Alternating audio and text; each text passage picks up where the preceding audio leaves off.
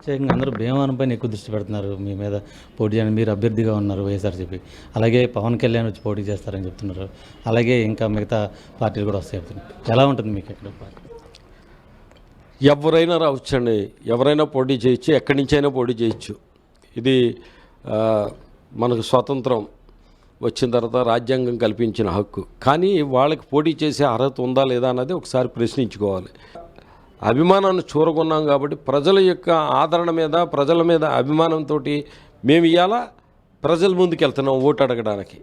కానీ పవన్ కళ్యాణ్ గారు ఎలా వస్తున్నాడు? ఆయన తెలుగుదేశంతో కలుపుకుని దమ్ముంటే పవన్ కళ్యాణ్ విడిగా నా మీద పోటీ చేయగలడా? ఇక్కడ దమ్ముంటే ఒక్క మాట చెప్పమనండి ప్రజలకి. నేను భీమవరం ప్రజలకి ఈ 5 సంవత్సరాల్లో నేను ఇన్నిసార్లు మీకు దగ్గరికి వచ్చాను, మీతో ఇది మాట్లాడాను, మీ కష్టాలు ఇది తీర్చాను, మీ కష్టాల కోసం పోరాడాను అని ఒక్క మాట చెప్పమనండి.